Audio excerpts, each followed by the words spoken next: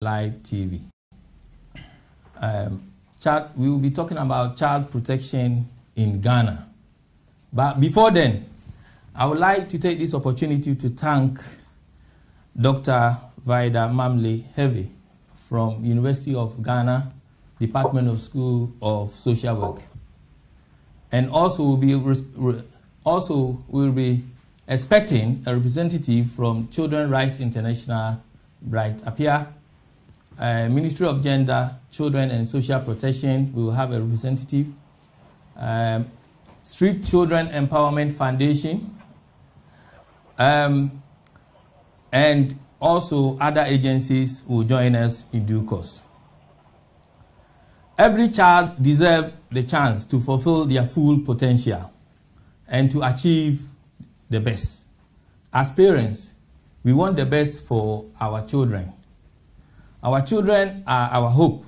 However, in Ghana, a number of children are experiencing a number of challenges instead of the happiness and security they need to help them to lead a full, fulfilling life.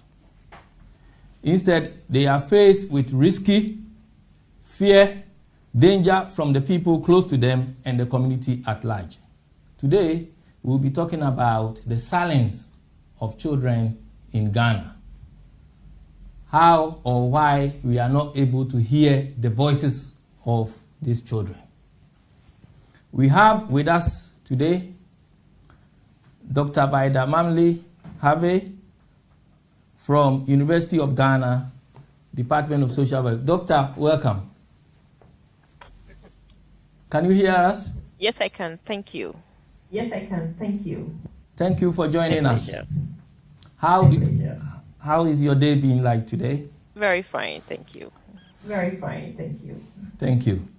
We also have Barrister Linda Appiah, who also join us on Zoom. Linda, yes, are you there? I'm here. Yeah. Good evening and good evening to everybody. Good evening and good evening to everybody. How is your day Yes, so been like? far, not too bad. Yes, A bit so rainy far, in London, not but too bad. there you A bit go. rainy in London, but there you go. Thank you.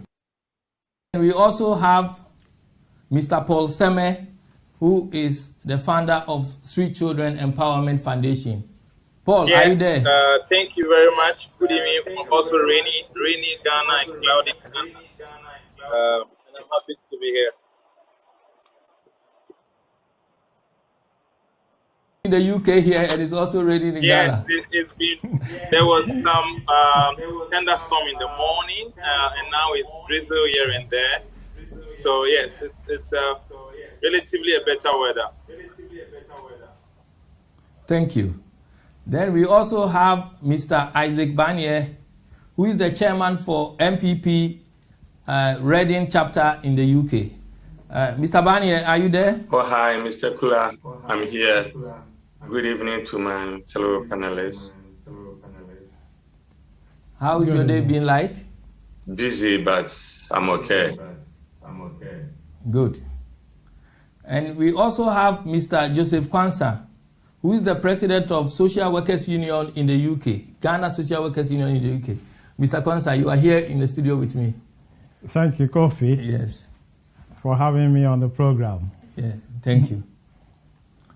And we also have Ghana Social Workers Union with, I think it's Ivy. Ivy, are you there? I think she's not joining us there.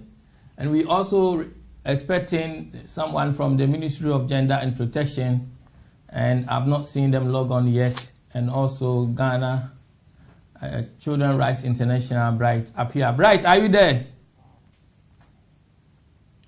Please, is anyone online that I have not mentioned that want to introduce themselves?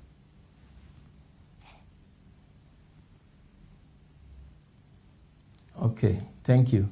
I think we will start. Yes. Hello, yes, Kofi. Good evening. Sorry, who's online? Christiana Kofi.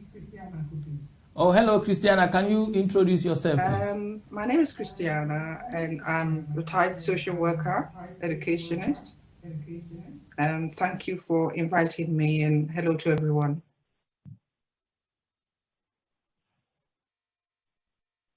Joyce Coliver of Ghana Association of Social Workers said that she was also going to join us. Maybe she's running late. And I think, Paul, Yes, we're going to I'm start. online. You are online, okay. I think we will start with Dr. Vida Hervey, please. Doctor, thanks for joining us. Thank you too for having me. Child labor, child labor has been an issue in Ghana over the years, and it's one area affecting more than a fifth of children. Children's voices have been lost in the process and continue to be silent.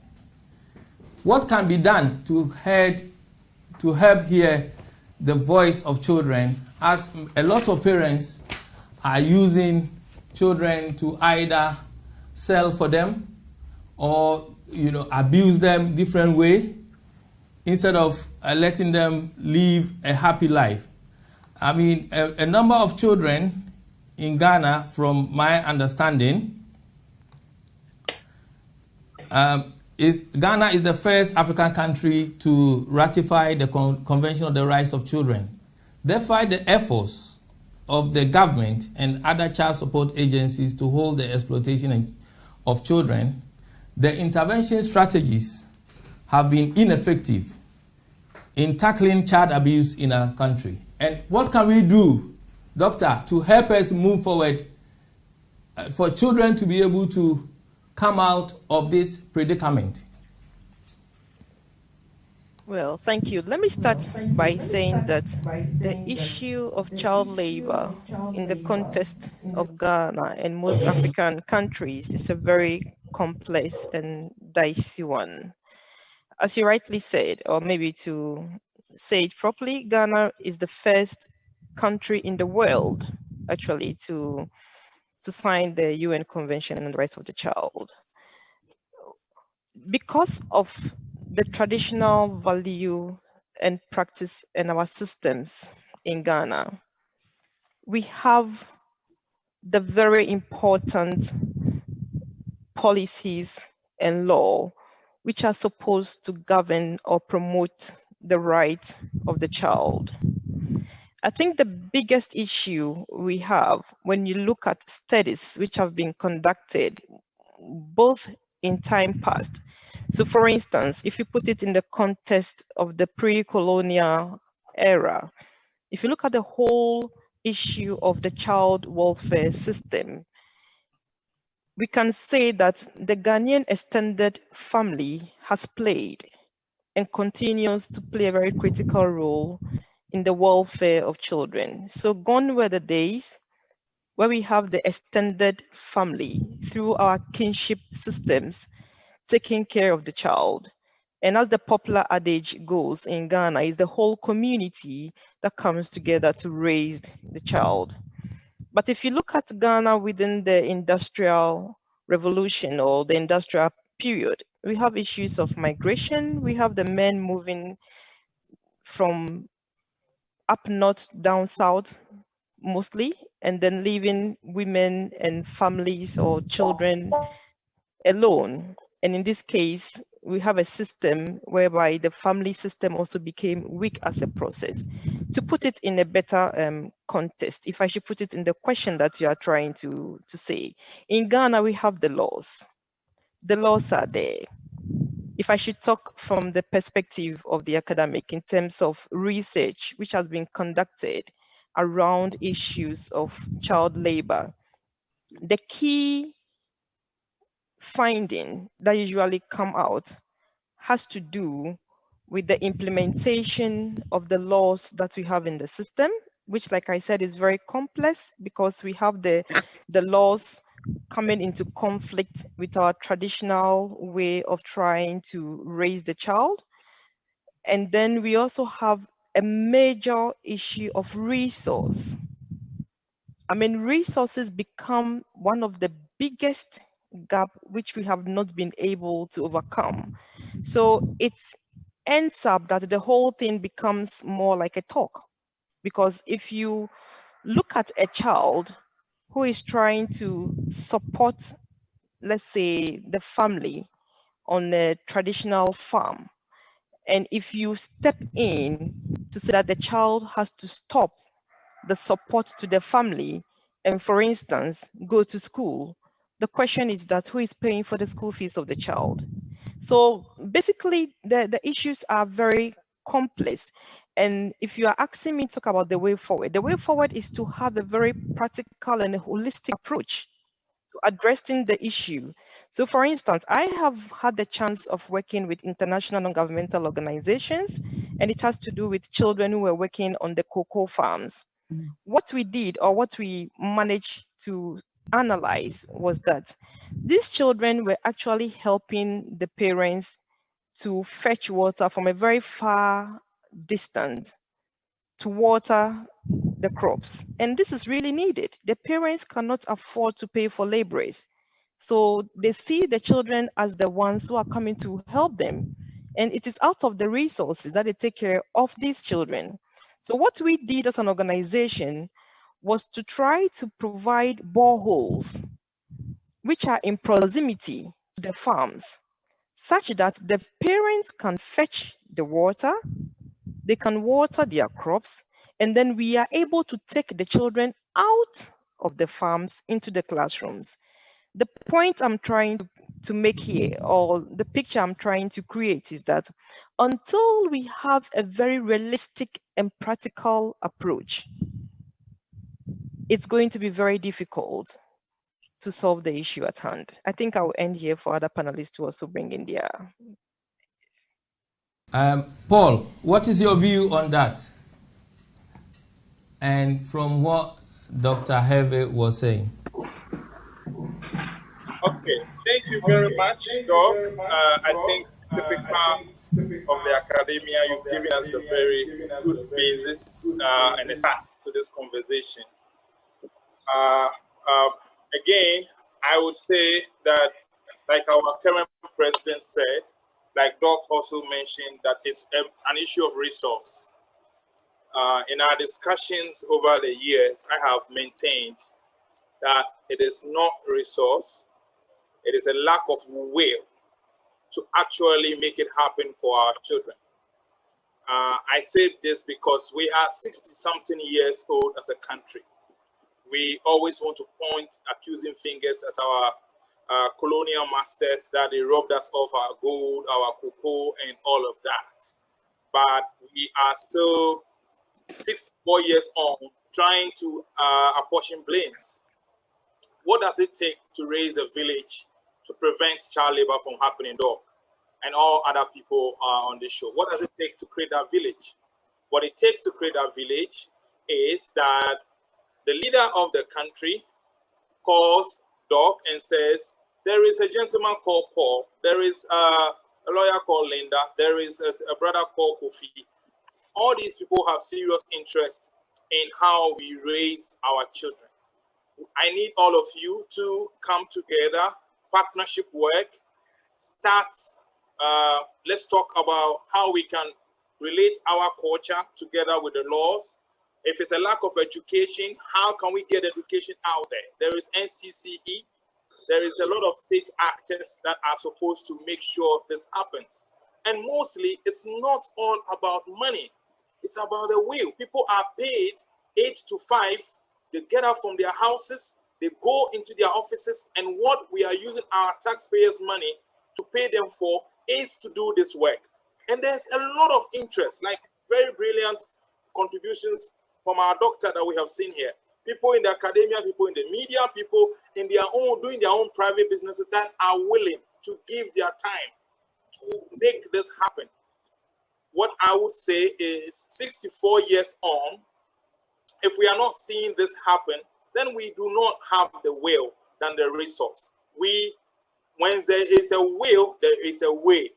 So all I would say, I have worked for 10 years with children who are involved in child labor, hazardous work on the streets of Accra and all. Even getting hearing from the media like you, Kofi, you are doing, and your network is doing, is not something we are getting in Ghana.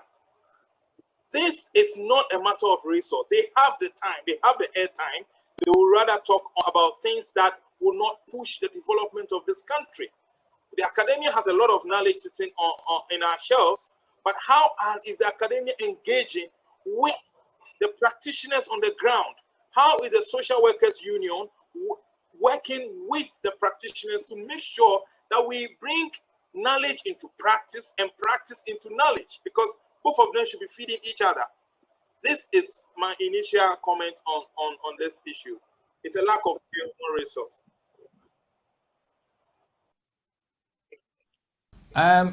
Barrister Linda, what is your view on what Paul and Dr. Harvey have said? Thank you, and thank you to the other two speakers as well. This topic is one which will keep coming up until we solve it, until we resolve it, until we put children at the forefront. I'm afraid it will keep coming up. Ghana, although it was the first country in the world indeed to ratify and to sign on to the convention, sadly, Ghana, in my view, has then fallen behind. Even 8 years after we signed the treaty, we then had the Children's Act of '98. We had a lot of things to do with labor laws, when children can get married, the fact that they have to be over 18 for certain things to happen in their lives, labor laws, things to do with parents, parental responsibility, who is to take care of a child. Labour laws that have been said before by other speakers, even when we spoke about this, and we have indeed on this platform spoken about this before, last week even, about the laws in Ghana, which are plentiful. Everybody said it so far, plentiful, structured, well-meaning, and in place. The problem is enforcement, enforceability. What do people know, what people don't know? So even if the man on the street doesn't know what the Children's Act says, the family tribunal knows what the Children's Act says. The law enforcement agencies know what the Children's Act says, or should know, I should say, what the Children's Act says. The problem is having, as has been said before by previous speakers, the will, the interest, the incentive. Now, the incentive has to be a moral one. So that comes away from almost looking at the law, so from a legalistic point of view, to then moving on to people's conscience, what people think, how people feel about children. Do people put children as a priority? And it's upon that that the enforcement then works. Because if the agencies don't have the will, are not interested, will not enforce when things do break down, because they will in any country break down, where does that leave the child? And that is where we as a nation have to have the will, the understanding, and the enthusiasm and the passion towards our children in order to decide that, yes, these are the laws, this is the enforceability, and we will move forward to ensure that those who do breach the law, who are found to be wanting, are actually brought to book and are actually put before justice and before court, and then told where they've gone wrong, and therefore we as a nation can learn. But if we don't do that, if we're not interested, if we've got other priorities, other things that Ghana needs to have done, then I'm afraid children will continue to be on the back burner.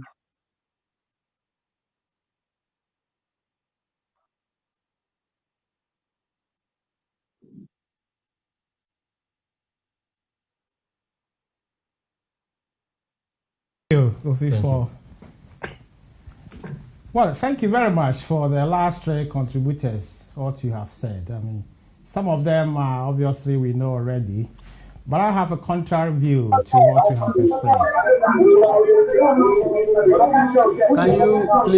Can you please put yourself on mute, please? Thank you. Thank you. I think it was mentioned that the laws and the values are in conflict. That to me is not, I will not accept that. And I will quote again, because in the Children's Act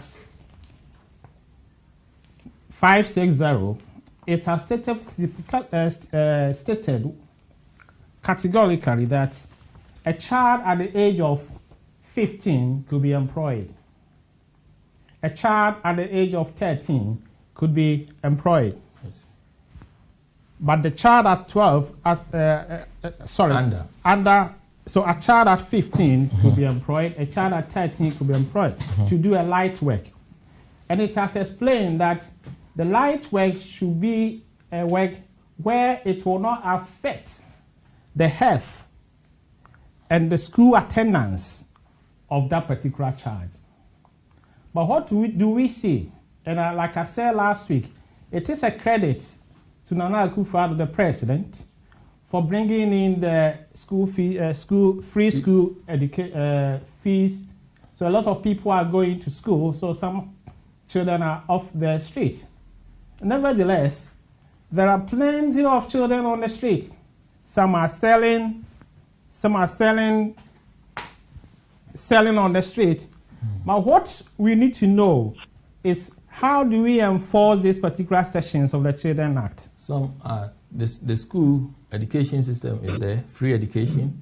However, like I said to you last week, if a blind person is not able to go to, will not be able to feed their children if the child go to school, so therefore parents are keeping them at home because of their disability. And like Dr. Harvey said, that those doing the cocoa farming, they use their children to go and fetch water because they don't have the money to go and fetch the water. Yes, if they are doing that, okay, according to the law, it is provided it's not impacting on the attendance of the children and also the welfare, the health of the children.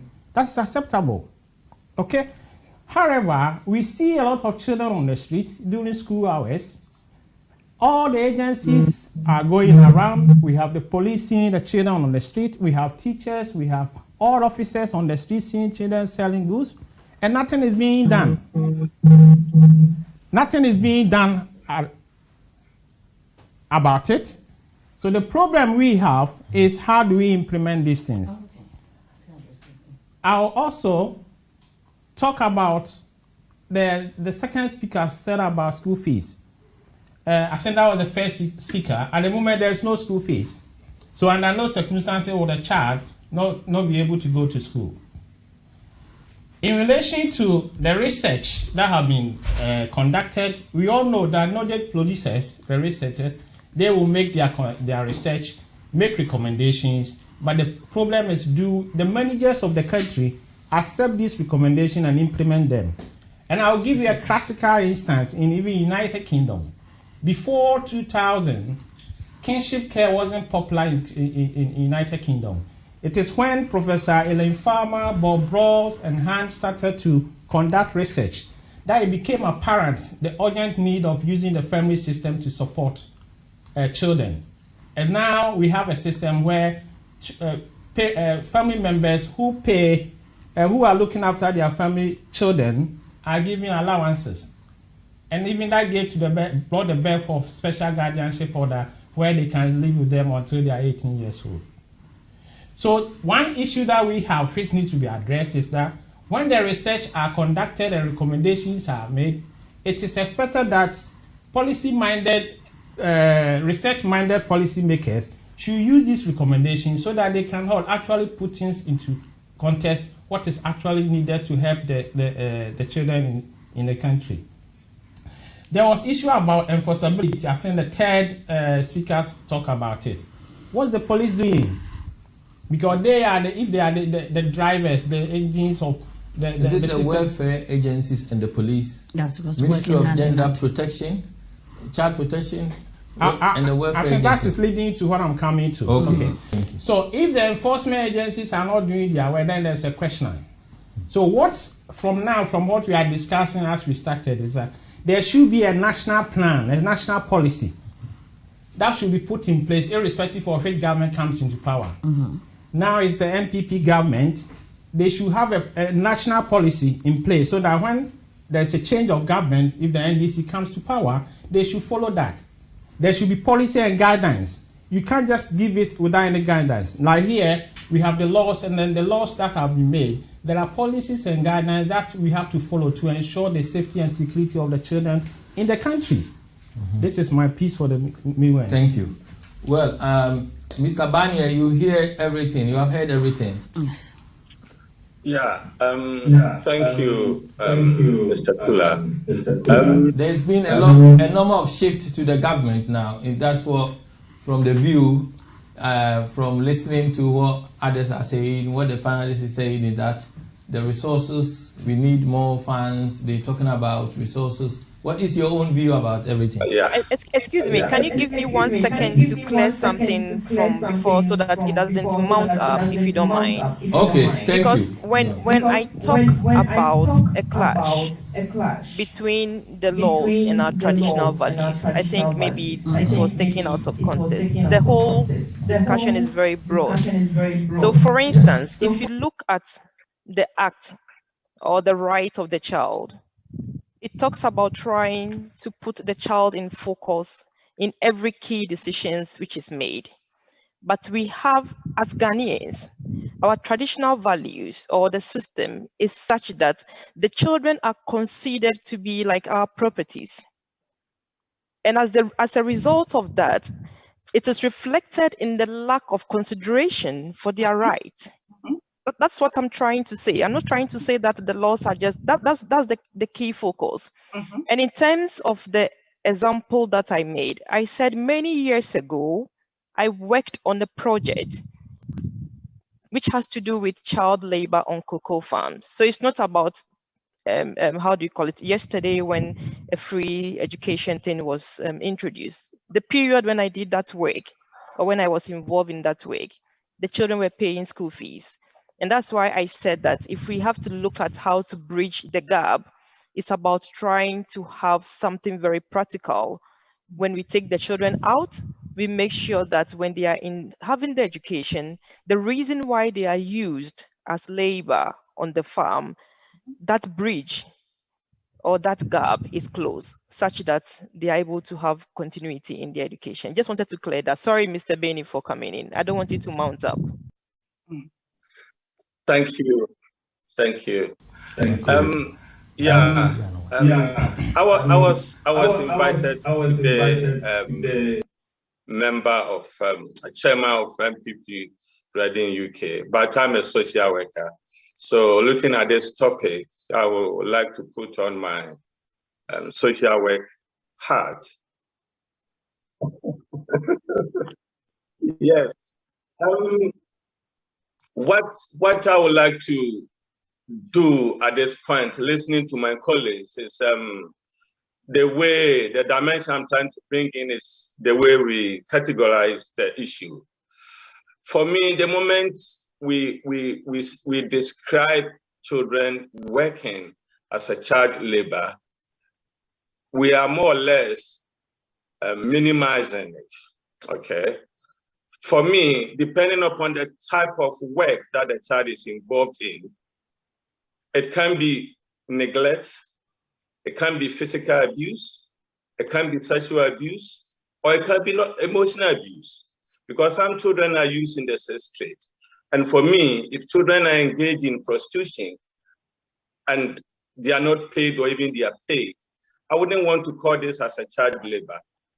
It is sexual abuse. If a child is involved in hazardous occupation, it's either physical abuse or emotional abuse. If a child is supposed to go to school and the child is not going to school, but working, whether with the father or with mother or with a neighbor, for me, that is neglect.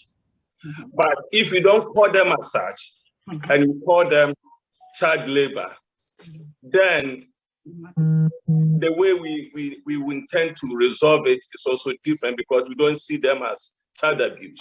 We see them as child labor, and we may be using the Labor Act to resolve it because it is labor issue. But the moment we see it as child abuse issues, then we'll be able to resolve it. I agree with those who are of the view that some of the child labor issues are complex. For instance, if a child returns from school and the mother sells kenkey in the market in the evening, and the child is with the mother and supporting the mother to sell the kenkey in the evening time for say 3 hours, and they go back home, are we saying that that is child labor? For some child, if the mother is not going to the market with her, I'm using female here, that child potentially may also be subjected to a tenant who may take the absence of the mother to even exploit that child. So going with the mother to the market may be safeguarding step to ensure that no one takes advantage of that child. So I agree with Dr. when she said that some aspects of the child labor issues are very complex. I agree with that. But those aspects that if you go to the mining areas, that children who are supposed to go to school, they are not in school and they are in paste mining and some of them dying. I don't want them to. Or not? Well, the policy.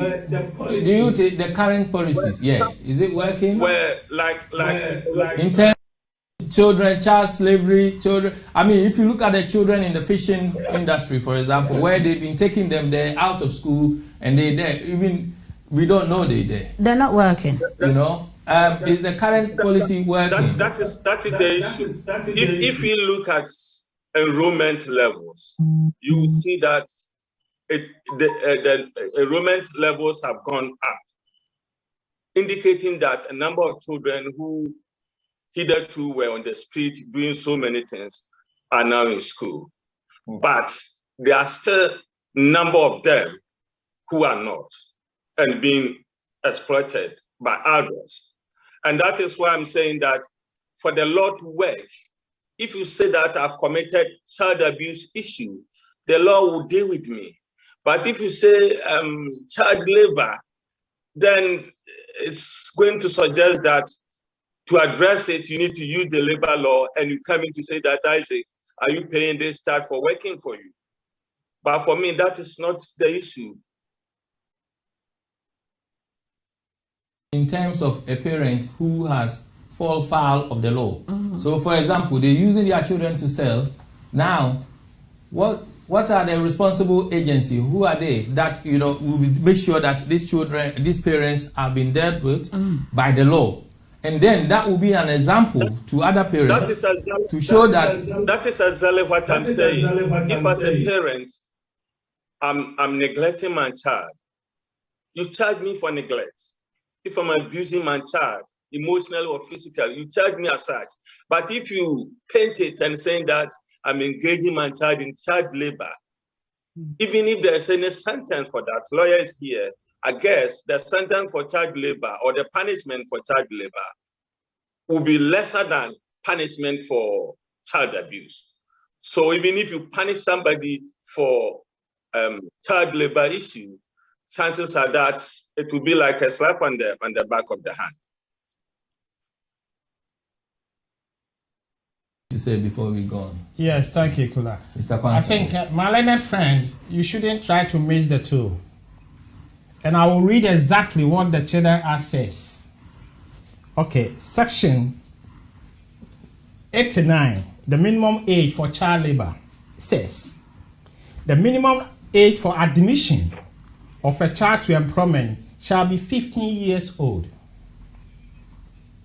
Then section 90 goes on to say that the minimum age for the engagement of a child in light work shall be 13 years old. All right? Then lastly, not the least, it goes on to say that light work constitutes work which is not likely to be harmful to the health or the development of the child and does not affect the child's attendance at school or the capacity of the child to benefit from school. So in a nutshell, if a child is helping the mother and it's not affecting the child and the child is not being neglected, then automatically that cannot be considered as a child labor because the law says that as we have it now, unless the makers of the law deem it fit that they have to change the law. Other than that, don't confuse the two. If there is if the child is working or doing the work and is actually within the law, that's not against that. And if the child is being neglected or being abused, whether sexually, emotionally, or it shouldn't connect the child labor as such a form of abuse. It depends where the perimeters are.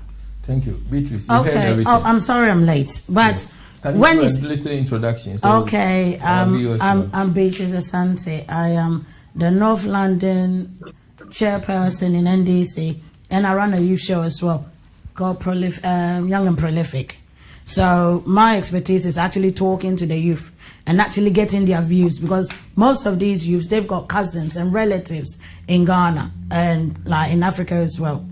You see, what you just said, Honorable, was that we shouldn't, but it depends on the work that child is doing. Because even if that child has come from school and the kid is tired from school, because this kid sometimes in school, you've been in school from 8 o'clock to about 3 o'clock. Then you have to go and help your mom work. It depends on the work that you do and what time you come home. You see, the reason that I say that is being negligible or being a parent that's taking advantage of a child is more to do with the job that that child is doing. So let's say that this child comes from school, the mom is selling stuff on the side of the street. Some of these kids, the mom will be on the side of the street and the kids will be in between cars. You understand me? These kids will probably be on the street till probably about 8 o'clock. By the time they get home, let's say 9 o'clock, the kid has to get ready to make sure that he's got everything in order and go to school in the morning. With me, I find that as an abuse. Because even though the law must state that the child can do light work, we now have to actually find out what the light work actually is. How do you measure light work? What I measure light work is probably you're sitting beside your mom. Your mom is selling something. She's going up and down. And you are sort of like minding, you know, sitting behind the stuff and sort of like making sure that nobody comes and steals the stuff. But not the kid going up and down. Or the kid going around with kenke. Or walking through the stuff. With me, that is neglect and that is abuse. You see, because, you know, I always say that what you read, I know that they've put laws there. I always say that when you've got a driving book, what you read in a driving book, how you drive on the street is totally different from what the book says. You see, so the law might state one thing.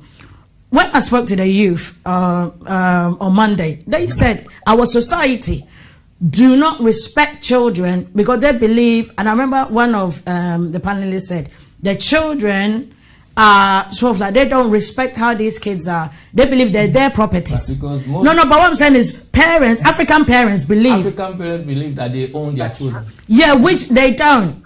And the funny thing is the fact that you've brought the child into the world doesn't mean you've got the right to abuse your child. And unless, and then I remember one of my youth said, because the adults are scared of losing their power, so they try to intimidate their children. Is it a fact of losing their power, or is it a fact of cultural values and also not having understanding of children, a child rights? It's because they don't want to lose their power. And with me, I speak for me. I always say it, I use me. My dad was a typical Ashanti man. It was do as I say, not as I do. So even if he was lying, it was like you couldn't challenge him. Unfortunately, he got the wrong daughter. I did challenge him because I was born here. Now, we're going to kind of flip the script. In Ghana, when you've got a child that is intelligent, they say, oh, you know too much. You think you're not older than a grown-up. So they don't give that child that platform to exuberate. Do you understand me? Now, because I remember I asked these kids that, at what age did they find out that they had rights? They said it was during the school premise. Because the parents even, I remember one youth even said that, oh, they believed that everything the parents said went.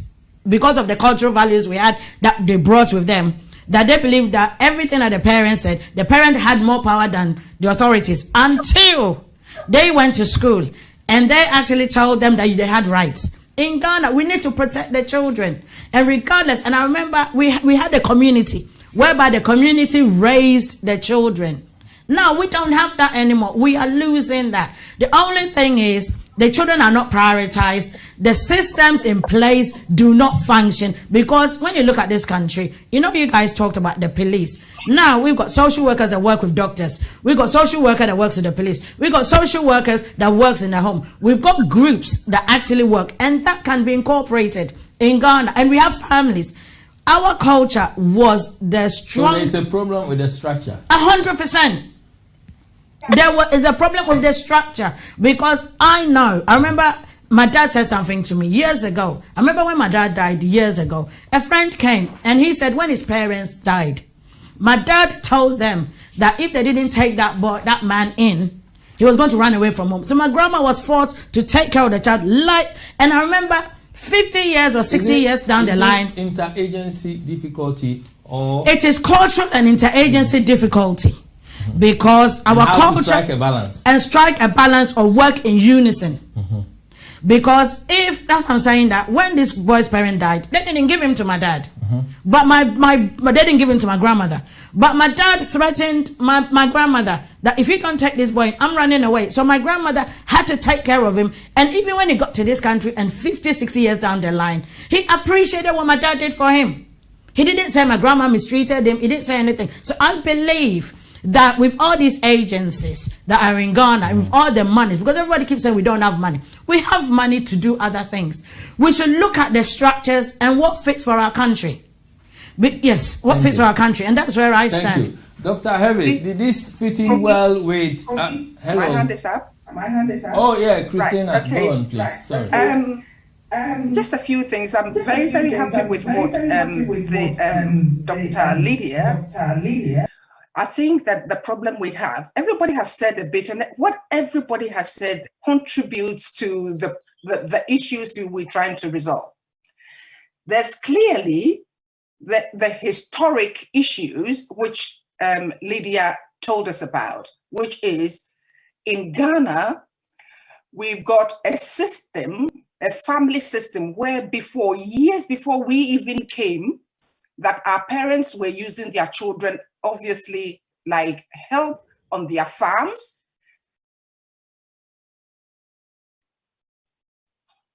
Oh, Vida, sorry. Vida Mamley. Yes, sorry. Thank you. Yes, sorry about that. It's Mamley. Right, okay. So this issue about having children, having more children, using them on your cocoa farm for them to farm for you was the way we used to do it before. So it's a culture which is entrenched in the minds of people that children are their property. Parents do feel sometimes, yes, exactly. You know, no. All I'm saying is that this is a culture which has moved on, but we have not changed our hearts and our minds about the children and what children are for. What do we have children for? Do we have children so that they become our own, our properties, and we look after our children, we take them to school, it's theirs, and it doesn't matter the society, it doesn't matter who is there. So this issue is quite entrenched, and whether we consciously feel that our children are our property or not, it does happen subconsciously, and it still happens. And that is why some people, the policy will not probably be as effective because as we are saying, pardon? Hear someone on the Zoom. Can you? Yeah. It's the policy is not working, and it won't work, in my opinion, because the people do not understand what. Right, exactly. Work. Exactly. Then we have Ministry of Gender and Protection. Exactly. We have even UNICEF helping us, United Nations, a whole lot of different agencies. So how do we do it? So how do we educate Ghanaians to help parents to have understanding of that? It is they are acting unlawfully. It's helping the community to change their hearts and their minds. It's a change agenda to change how we perceive children. And as Beatrice said, children don't even feel that they are respected. They don't know their rights. In some sense, some parents also don't know how far they go with their children. The parents don't know whether it's right or wrong. And I think, Joseph, you said something about the confusion between child labor and child abuse, okay? And these are professionals actually sitting here around the table, and we seem to have different views maybe about child labor and child abuse. How do we expect the Ghanaian parent who lives in whatever village somewhere to understand the difference between what is child abuse and child labor. So if the child come back from school and they're supposed to go and sell for mom, the child belongs to the family. Does the parent understand that the child needs to do their homework as opposed to going to sell?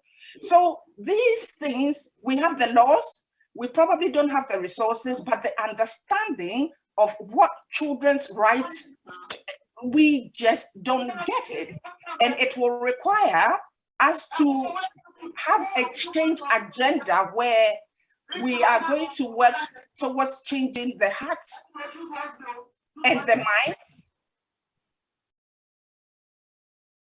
No, Thank nobody's you. here. Nobody's here. Oh, I'm not sure.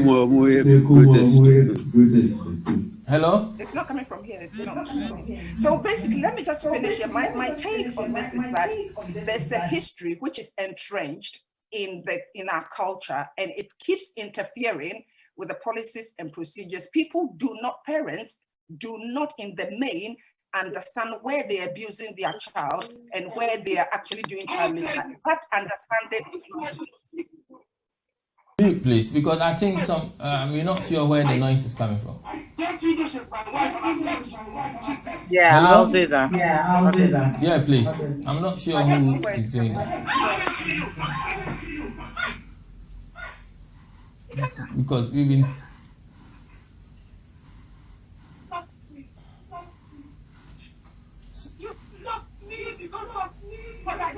Sorry, whoever is doing that, can you please put your thing on mute? What's going on?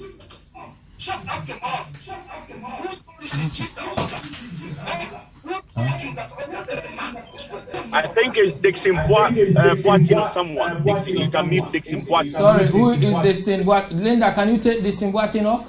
Yeah, take me off. Dixon, log yourself out then, please. Because the noise is coming from your side. On mute. Who is that Dixon Boatin? Thank you. Thank you very much. Yes, this fits in well with this question. Doctor, sorry for the incoming. The government have implemented many initiatives to secure the rights of children. Mm-hmm. Despite this, the abuse of many abled and disabled children continue to escalate. And as a nation, or as a country, we are struggling to address their presenting needs, children presenting needs, which place them at risk of significant harm. Some of these children have been seen in the street, like we said, begging, doing all different things. But for disabled children, it's even worse. Precisely.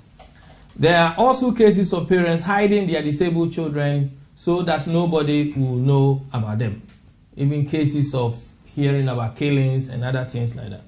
What is the way forward for children with disability in Ghana in terms of meeting their basic human rights, Doctor?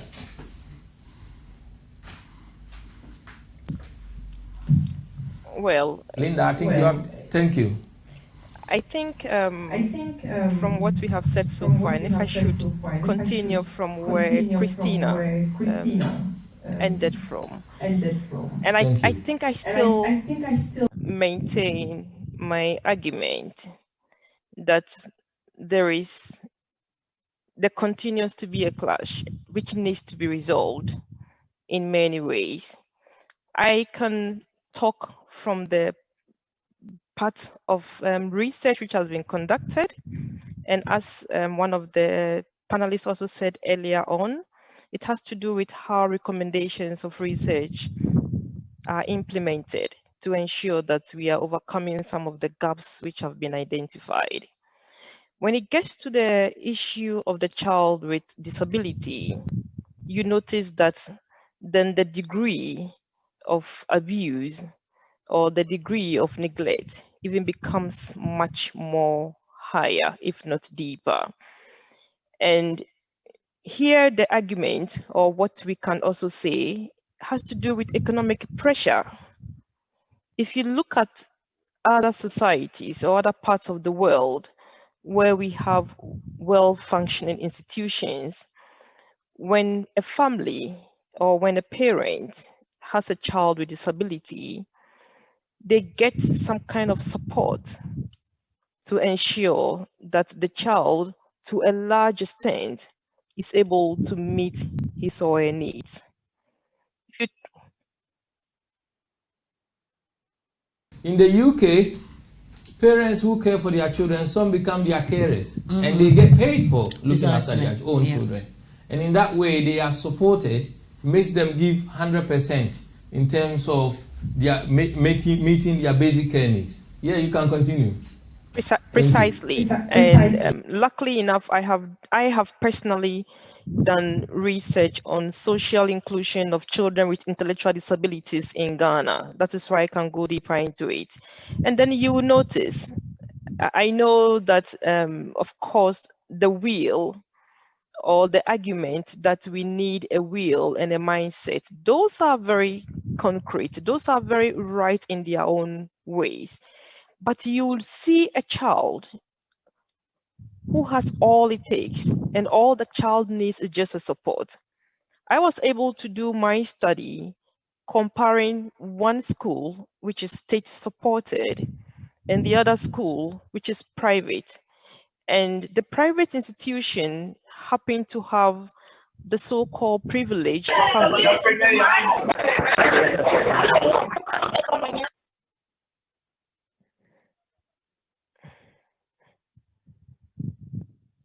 So in the private institutions, we had families who are well-to-do having their children there. Then you see a very clear difference. The will of the parents are there. You see parents who are, to have a disabled child is enough extra work on its own, and not to have the resources actually even breaks the family the more. Then coming to our traditional societies, as you know, it is mostly, in most instances, even when there is science and there is medicine, disability continues to be perceived as a curse. So people are going to other sources beyond the medical to find out what they have done to the deities to bring this curse onto the family. It remains very complex as well, but everything has to do with support to ensure that the child, or the right of the child with disability in this case, is also enhanced. But how do we do it? What are the mechanisms? What are the resources, again, to ensure that when a family encounters such a situation, the family is relieved of the burden? In more cases, or in what is usually the case, is that these families, they have other children who maybe don't have any form of disabilities and also need the attention. Think of the medical bills, they cannot afford it. Think of the physiotherapists, they cannot afford it. Think of everything that a child needs, to a large extent, demands that parents are able to contribute some resources which they don't have. When you talk about the issue of the policies, like it has also been said, we have the fantastic structures in place, but we also have the issue of reporting. Let me read a line from the Department of Social Welfare, which indicated that the most frequent caller at the local offices of the Department of Social Welfare has been, for a long time, the woman who is trying to get money from the father of her children in order to maintain them. The point I'm trying to bring here is that because the whole issue of abuse and neglect is so complex within our setup, we even have the cases being underreported. And the cases that are often reported has to do with issues of child maintenance, the day-to-day activity, the day-to-day living, the food, the bread, the water. The abuse issues, they are underreported. But in cases where they have been reported, you notice that they have also made the headlines. And that is where you notice that the systems are functioning. There was also a question about what could be the way forward.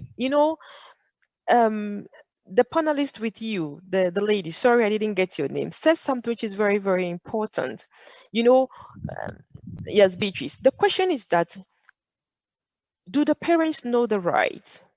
And do the children know the right? In some parts of the world, at the onset of pregnancy, the parents are reminded what it means to be carrying that precious thing in your stomach. Is it a time for us that in Ghana at the antenatal facility, we start that education? Can we start ingraining? I mean, in that we have all the campaigns going on. I'm sure we can mention millions of campaigns on what can be done. When we had Drocozy, we had a lot of how do you call it, advocacy to stop it. We have the children who are going deep down to how do you call it, rescue the net in the fishing communities, the issues of child trafficking. Mention any of these things and go into the archives of the history of Ghana and see if there have not been any advocacy or campaign to ensure that they are halted. But what is happening? They are still continuing. And as Christina and Linda rightly said, it's about time to intensify the education. Can we now start at the level of antenatal? When they go to the places where they are pregnant, can they start already knowing that these are the laws? The child you are carrying, of course, is going to be your most prized and precious possession, but the child has got some right. Can we already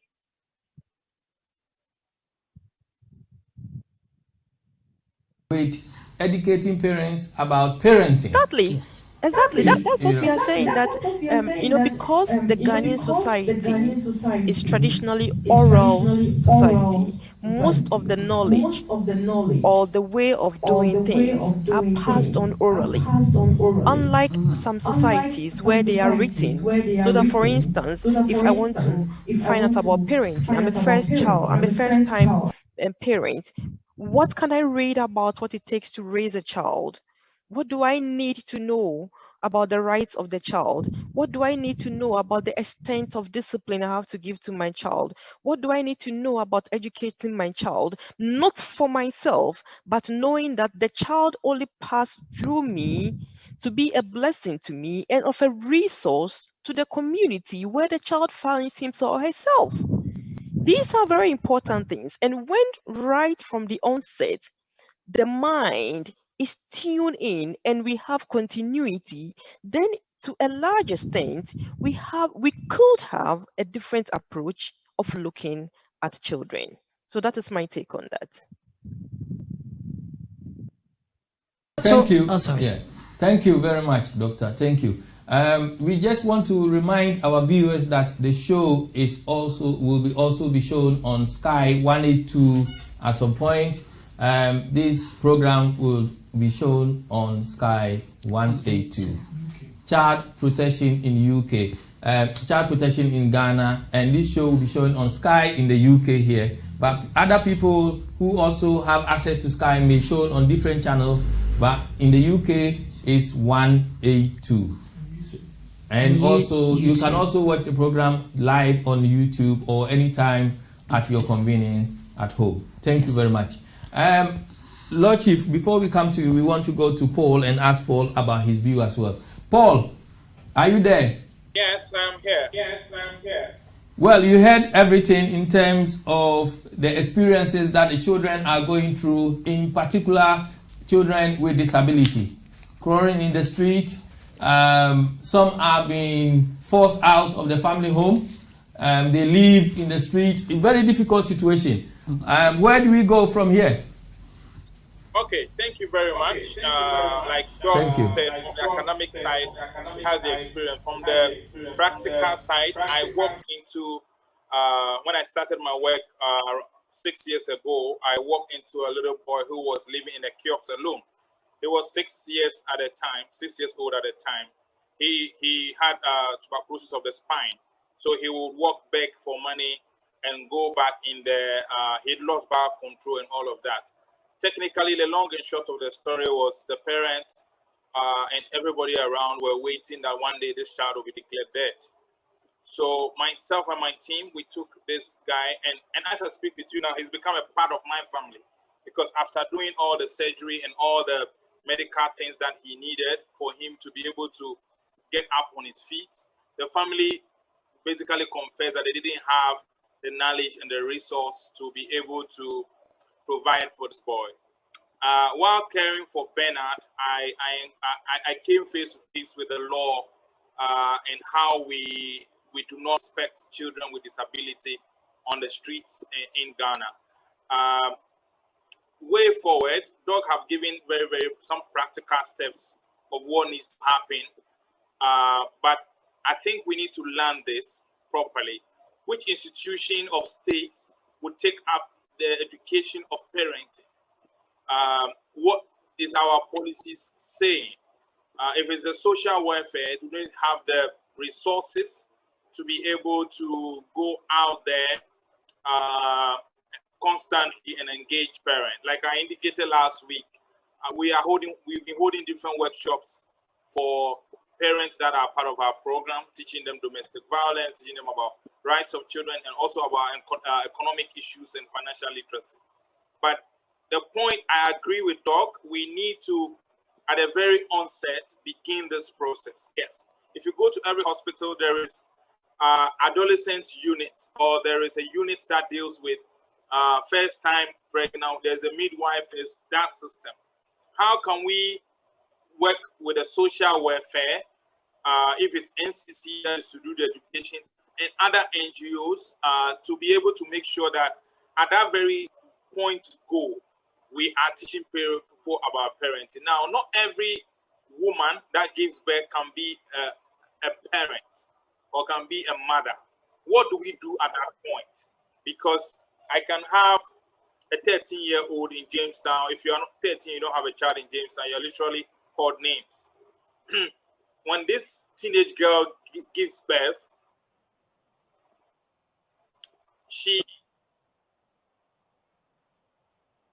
the point that when parents are pregnant, they go to the hospital in terms of assessment. What the process of assessment, and how does the nurses, the health visitors, in terms of midwives and health visitors, how do they work with the welfare agencies to make sure that a parent will need an assessment and that intervention or protection plans can be put in place? I've seen Joyce Boulevard stand up for a while. I think she works with the social welfare directly here in Ghana.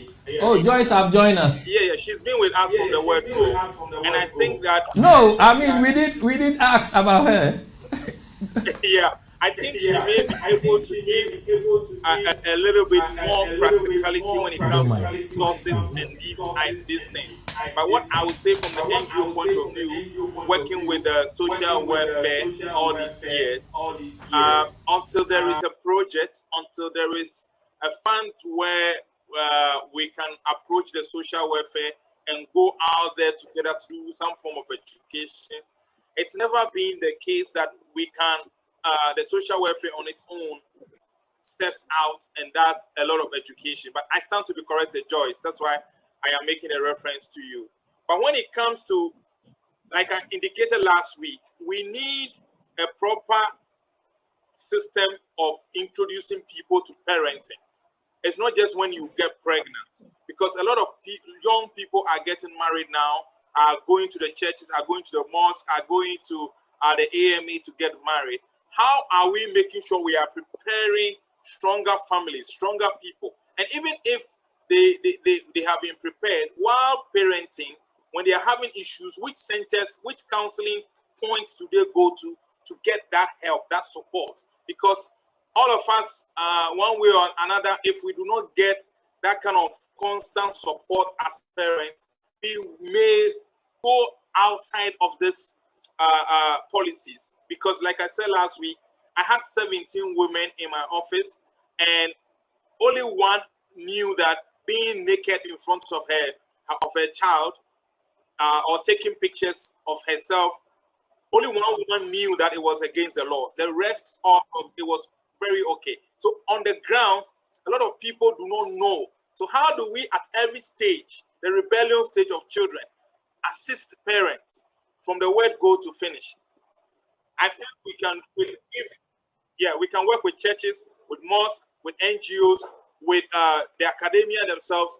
Every knowledge that is gotten, let there be a national steering committee in charge of social welfare, and we can make it happen. Thank you, Paul. This is why we have started a program like this, which is viewed around the world, and we hope that.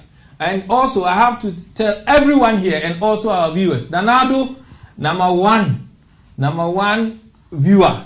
You know, he loves this program, and they have acknowledged it. So hopefully, they will also take a leave from it. Joyce, we was not aware that you was here. We did call for you earlier on. Joyce Kolivo from Ghana Association of Social Workers, who is the secretary for Ghana Association of Social Workers. Joyce, are you there? I'm here. Thank you. Thank you. Before you go on, also, I mean, I'm not sure if Bright Appiah is with us here. Mr. Bright Appiah from Ghana. Ghana Rice International or Ghana International Rice. Are you there, Bright? He's not there. Oh, okay. Bright is not here. Also, maybe we also expecting someone from the Ministry of Gender and Protection, Social Protection. I'm not sure if they are here. Okay, Joyce, what is your view on the current discussion now? Thank you so much. Thank you for the opportunity. I think much has been said. My take on the first point on child labor is for the fact that we need to understand that child labor in its context in Ghana differs from, we need to draw a clear line between what is child labor and family socialization, which is part of Ghanaian culture. You are a farmer, you are going to the farm, you go along with the child. You sell bread, the child also learn how to bake bread and sell bread. Whatever parents do, we learn as part of the family socialization, which we need to separate. Okay.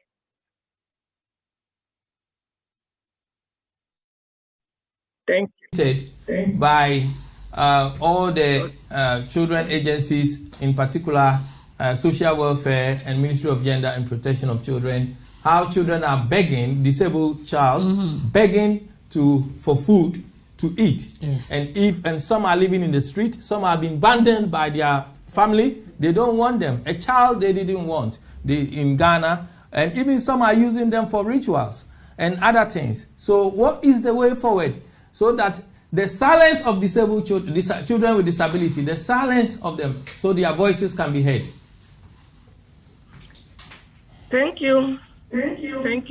Okay, so when it comes to disability issues and child protection in general, my view is that government is doing so much with all the policies and complementary policies that ensure child protection in this country. Much is being done at various levels. When it comes to children with disability, you know, Ghana has a particular provision to protect everyone with disability, including children and parents with children with special needs. 3% of the common fund that goes to every district assembly in Ghana is given to persons with disability, which we called disability fund. And that money benefits every person, including parents with special needs. So therefore, with all this provision, the loophole now is the issue of sensitization and creating awareness, and the need for the public to believe in the government work and in government interventions. Sometimes when you even meet parents and you tell them, or you meet persons with disability, including children, that, oh, mother, you have this child, there is a provision for you that you can benefit from in the assembly that you are living in. Get near the assembly and you will get support for you to provide for your child. You can hear sometimes they will say, oh, na ebeye juma. I don't know anybody there. Can somebody, can I be listening to, or can they attend to me? So the issue of believing in what government is providing and the issue of sensitization and creating awareness. As one of the panelists mentioned earlier, that our culture provides or allows for listening to issues orally.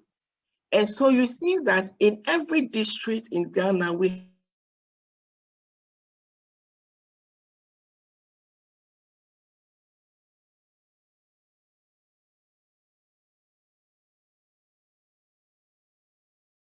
I may just quickly comment on the child labor. Yes, thank you. I think Christina mentioned about children being property of parents.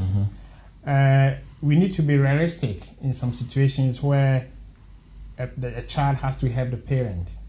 There are instances where without the help of the child, the parent cannot do X, Y, and Z. So one has to be realistic as to why a child labor will be needed. But the problem is that shouldn't impact on the well-being of the child or the attendance of the child. But is that not the issue in Ghana, where the balance is the difficulty? So therefore the drivers of these policies have to be aware of the consequences on the children. In relation to disability, I mean, consistent with what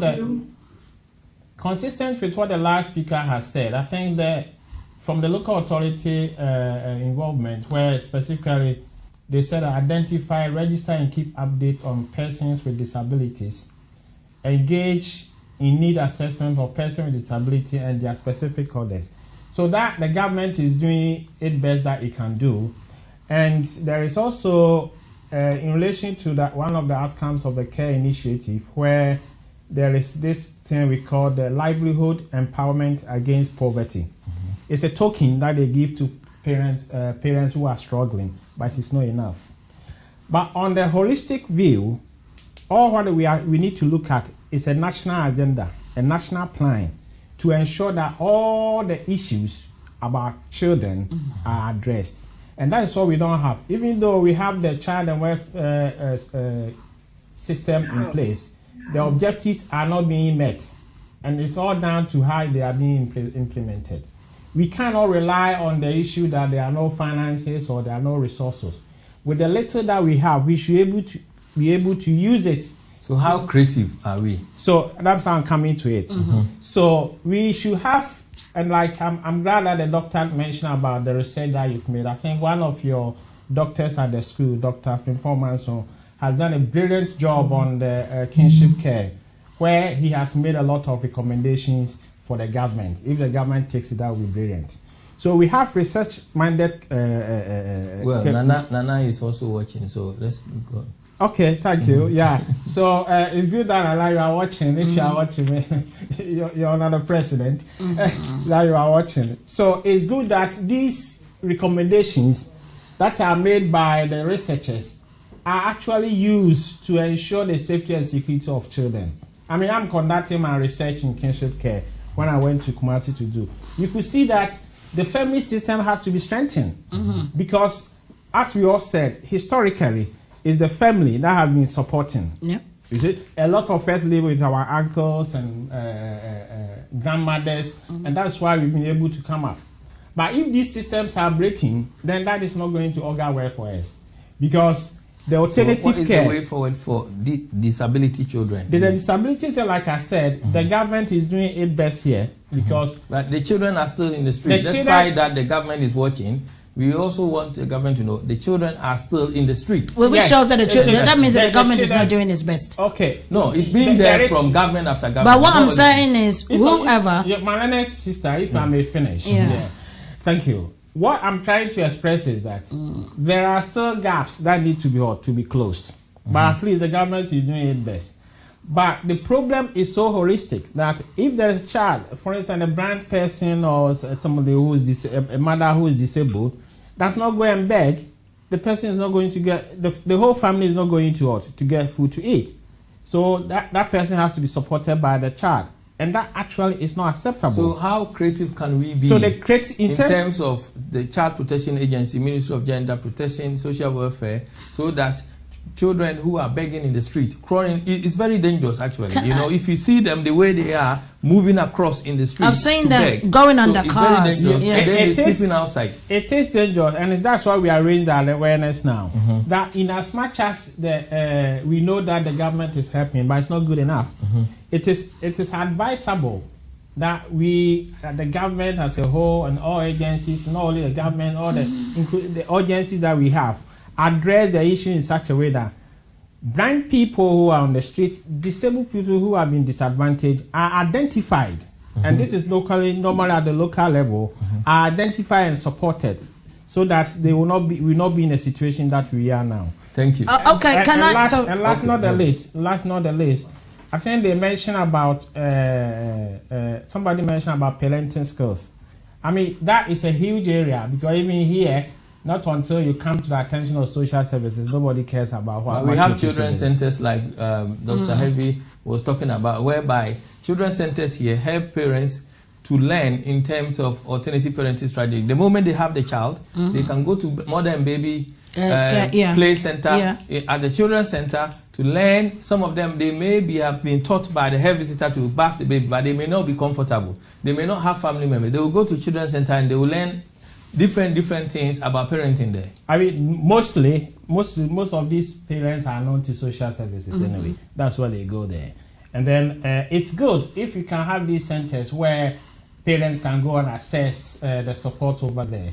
Nevertheless, like, I'm grateful for the doctor said. The oral information from the grandparents, we said the grandparents have the wisdom of and mothers. But is it not too old-fashioned, the grandparents? We are in the 21st century. No, it's not. It cannot be old. It's not. Because my mother taught me how to bath, even though my dad had died. My mother taught me how to have my kids bath, even though she used to come there. When I said, inadvertently, that the government, I'm talking about every government that has been, because this problem is not an issue that just started. Yes. This issue is not, so when I blame the government, it's because they're in power now. But the point that I'm saying is, in the 80s or 90s, no, but what I'm saying is, hold on, 70s, yes, it's not the same in the 21st century. This is what I'm trying to tell you. But the thing is, the culture seems to be depleting. The culture seems to be depleting. Because when you say that, I remember when I had my child and I went to the hospital. I remember the hospital here says, oh, you can have your baby, you can bath your baby on the first day that you had the child. Whereas my mother says, you know what, we have our kids bath the moment you are born. You see, our cultural stuff is extremely different. And that has to actually be adhered to. You see, all these, the disabled children that we're talking about, we've actually elaborated. I've got cousins and stuff that they're disabled.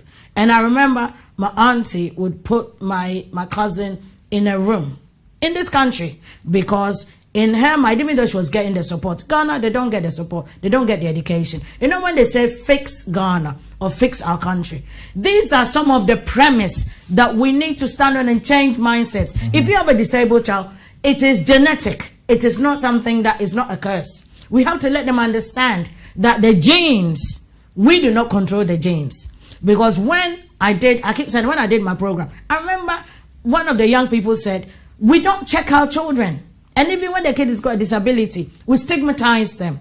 We're not supposed to stigmatize any family that has a disabled child. We need to get that support. And as Honorable said, any little finance that is there, we need to get organizations to work hand in hand. Because if organizations are not interlinked, it's not going to work. Because you cannot work with a fragmented organization. Because with social work or even parenting, it stems from family planning. Because family planning, I remember Paul was saying that the kids, that they're 13 years old, at the age of 13, what do you understand about parenthood? Because the thing is, unless they are taught sex education, and for them to understand the essence of being a mother, being pregnant or being able to support yourself, because mentally at the age of 13, you're not mentally fit. Even at the age of 18, you are not mentally capable to understand to be a parent. So when I say government, I'm not picking on any government. I'm just saying that we are in the 21st century in Ghana. And in the 21st century, we're supposed to have come further than we are. We cannot be digging holes in ignorance and say, oh, because things are not working, we're just letting, because people are struggling. Social workers are struggling. Because if somebody says, I pick a child up from a place that the kid is being neglected, and that child, we don't have an institution or a place for that child to go, it's horrible. Thank you. Thank you. Isaac, are you there? I'm here. Well, you have heard what Beatrice and others have said. Yes, I think they've all hit right on the nail. Disability issue is big issue in Ghana. Whether you are an adult or a child, disability issues are not really catered for. And I think the reasons they've mentioned them, because we tend to believe that you have disability as a result of a curse, something you've done yourself or your great-grandparents did. That's why you're having that. And until we change those attitudes, we will continue to have difficulties in that. Also have a party to play here. As most pastors also label children with disability or families with disability. That is where I was heading to. You know, doctor suggested that we should support parents. We do some parenting program for, you know, prospective mothers and things like that. They are all good, but my view is that we need to broaden any training that we give, because the parent may have all the skills and understanding to care for disabled child. But if you live in a society that even within your family, they see that child as a curse, your neighbors and the community, the teachers have different attitude towards that disabled child. It doesn't matter the understanding or the skills that the parents may have, that will not be enough. So for me, we need to change our attitude, but it comes with education and awareness. And also, like you said, those pastors and the shrines and people who are actually advocating that if you have disabilities as a result of your mom or your dad or great grandparent who did something wrong and you are suffering for that, it's not something that we should encourage. My view is that such people should be brought to book and punished. So really that's on the issue of disability that I would say that we are far away. And my colleague said that yes, the government, you know, successive governments, they've put something aside for people with disability. But more often, if you go down to investigate, you will see that actually people who may be benefiting from this fund, yes, they may have some disability, but they may not be really those who need it. It's because they are aware that the fund is there and they go and assess it. Because we've not put structures in place to really identify those who need it and give it to them. But the system is like that if you know there's something in place, then you can go and assess it. And so all of us, the NCCE and all the professionals, we should broaden our education and include everybody, not those who just have children with disability, but the society. Before we have a disabled child, our mentality and attitude towards people with disability, we need to change. But one thing that I will add is the situation is even worse if a parent with disability happens to have a child who has disability, then it is worse, you know, and we need to identify such people and support them. Okay, thank you. Barrister Linda, 1 minute. Are you there? Yes. Yes, I am. Yes, I am. Oh, hang on. Paul said we should give him. Yeah, go on, Paul. Okay, so from what Joyce said, that when they have the fund, and for people to access the fund, people are having doubts. it goes back to the point I made earlier. As a country, do we have proper records of the number of children that we have? And do we have proper record of the state of the children? Because if you have a child in the hospital and the child has disability or is visiting the hospital already, you don't need that child to come forward before you extend support for them.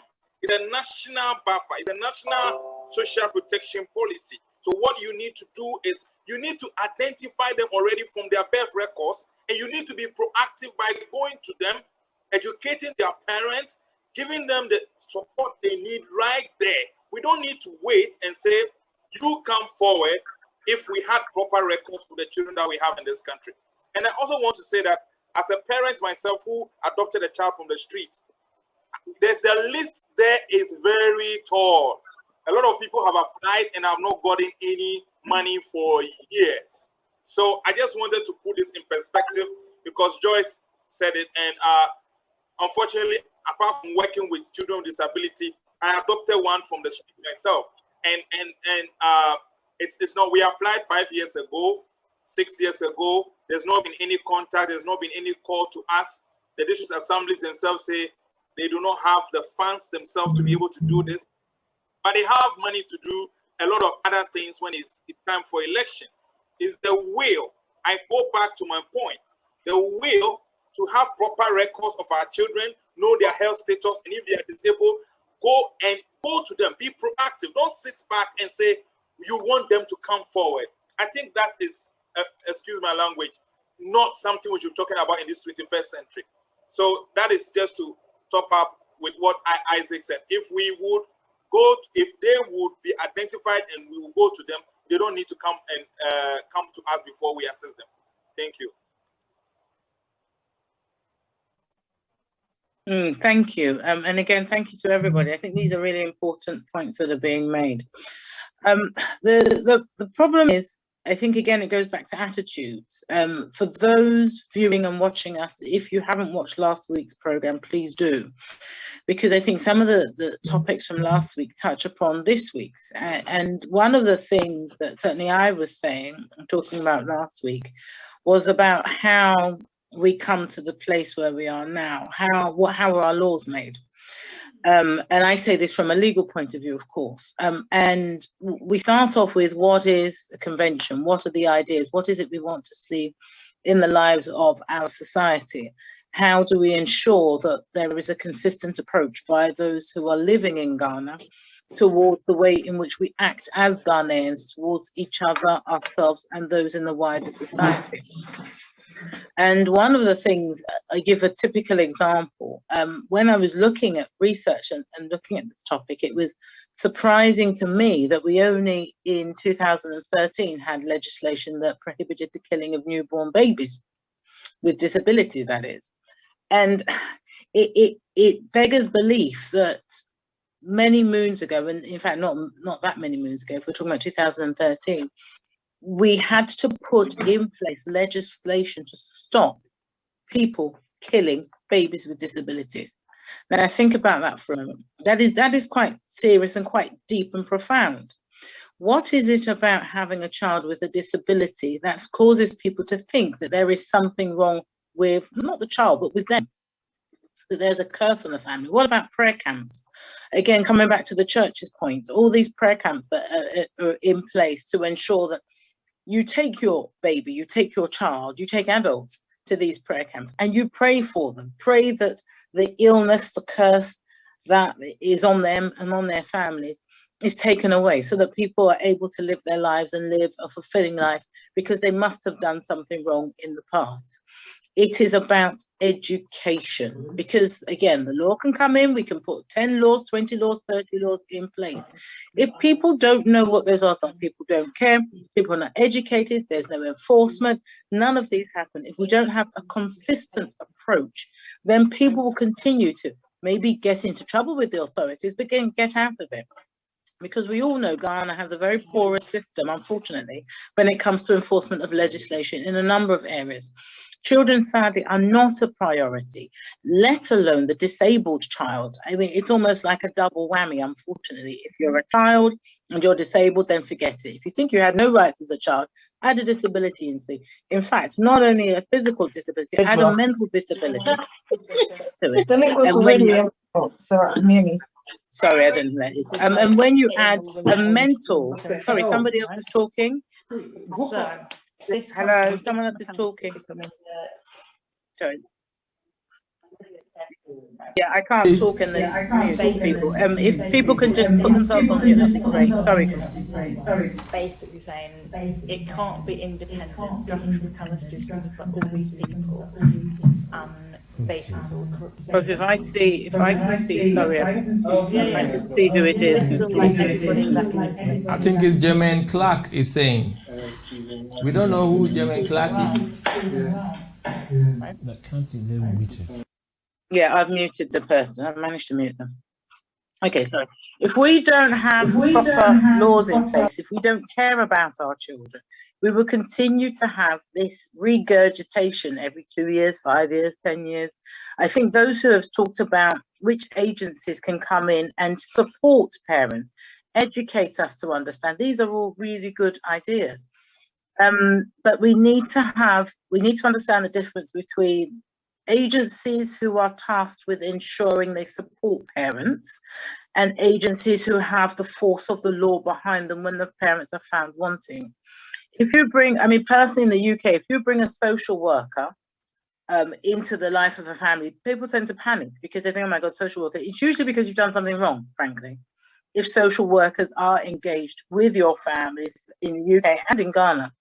So we need perhaps a body that is less adversarial, let's say, or viewed less in an adversarial fashion than social workers, although social workers need to be in the background. Certainly we can't use the police for education. Midwives, yes, to some extent, but if it goes wrong, if the parent then says to the midwife, I'm going to kill this child because the child is a curse on me, what do you do then? Do you use the police? Do you get the social workers involved? So there needs to be a separate, in my view, body that then comes on board to assist and support families and to make it seem like this is the norm. You're pregnant, you're having a baby, we're giving you some support. Okay, your child has got a disability, we'll give you some support. What do you need from us? What can we do for you? Those are the types of things that ensure that people do not then find that social workers, enforcement agencies then come on board to put parents and families in a position that perhaps sometimes they can't come out of.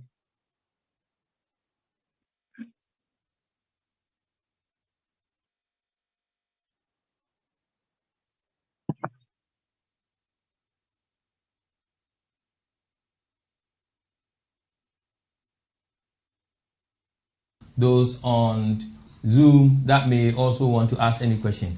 Doctor, you know, School of Social Work have trained many social work students who are practicing around the world. Considering all the abuse cases of children in the country, what have the university done to help make a difference to the vulnerable children in our country and ensure that their voices are heard?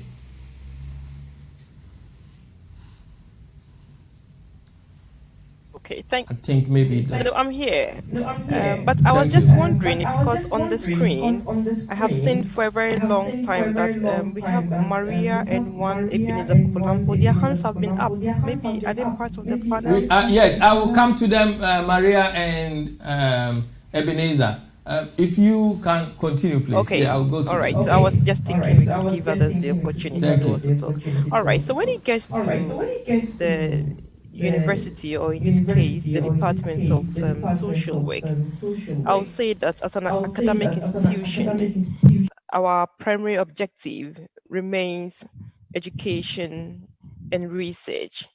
And when we try to put it in the context on issues of child protection, then here I can say that we try that in a very concerted effort. Issues that has to do with child protection and the law is mostly part of the foundation or part of the models that we give to students who are taking the course in social work. So for instance, in addition to everything that is being taught, we have students who have the chance to take particular courses on child protection, on family welfare, on social work and the law. And by giving this students the training, then we are giving them or enhancing their capacity such that if they find themselves in institutions where they are dealing with children or issues to do with the families, then they are able to have the competence based to educate a society or the community about what causes neglect and abuse. What are some of the reporting mechanisms that you can educate people to go through? What can be done to also ensure that we do away with certain things? So at the university level, I mean, from the academic perspective, I would say that the main focus has to do with education and research. One of your panelists with you in the studio also mentioned my colleague, Dr. Frimpong. So when you get to the aspect of research, it's not just about the students. We have the people in academia who are also very actively engaged with other agencies which are into issues of child protection. So we keep on doing what we can within the field of education and research, and we have the hope that whatever knowledge is impacted is able to trickle down to the community and the national level to ensure that some of these issues are addressed, not just based on the things that we see, but they are based on empirical evidence. Because one of the panelists also mentioned the issue of religion, and that is very true. You know, one scholar said that if you take the Ghanaian society, religion cannot be separated from the Ghanaian, and Ghanaian cannot be separated from religion. It's a very, very key and heavy statement. So you notice that in spite of all the fantastic policies and legal frameworks that we have, we get to the point whereby the belief of the people, to a large extent, can even suppress or overcome the kind of law. So the law is saying that yes, a child with disability is supposed to be protected from.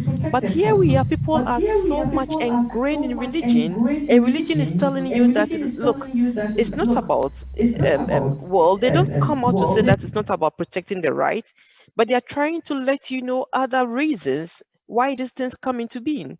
How do we merge these two? Through our education, through the kind of curriculum that we have, through the kind of models that we educate as students, like I said. So they go out there, and based, in addition to research which has been conducted, they are able to let people know that, yes, we know religion is there, we believe in the omnipotent, but we are also trying to tell you that, like somebody said, it could be an issue of genetic, it could be an issue, there could be so many issues that could be linked to disability. So come on, can we sit and have a face-to-face communication? Can we have a chat such that we also minimize some of this belief and then find practical approaches to the issues at stake? So at that level, that is what I can say we are doing. And I know a lot of our students are out there in some of these institutions and putting their practice or their education into practice. Thank you.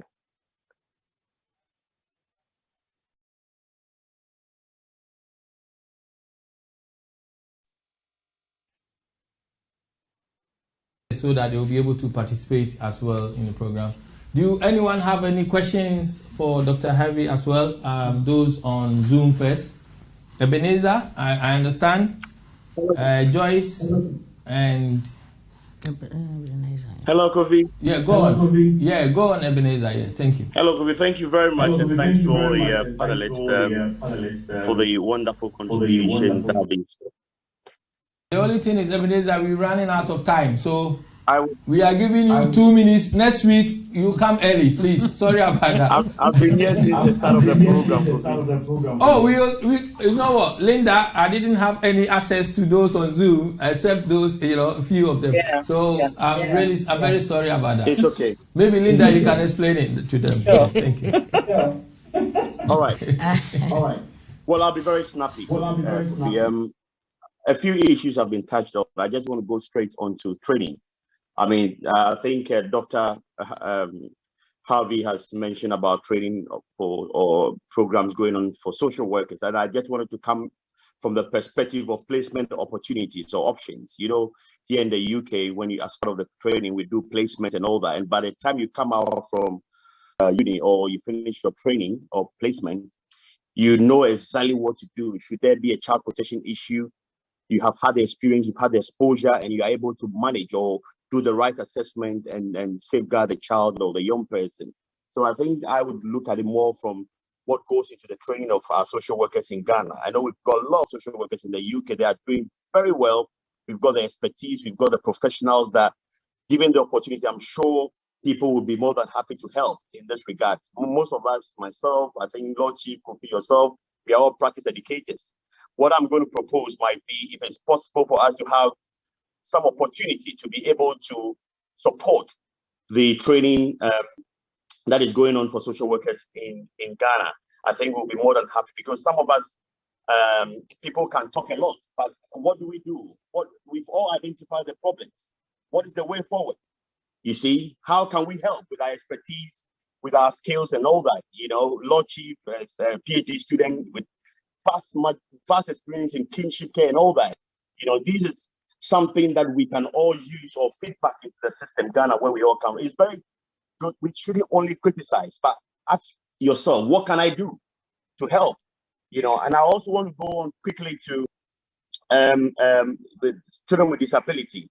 We've mentioned about the support that is available from the government point of view for children with disability. But from my experience, from my observation, as I said last week, I have a charity in Ghana, International Help for Disabled Children. And when you hear the stories of some of the children, it's very pathetic, very, very, very sad that, you know, you have children and families being ostracized from their communities, from villages, and nothing is being done to protect them.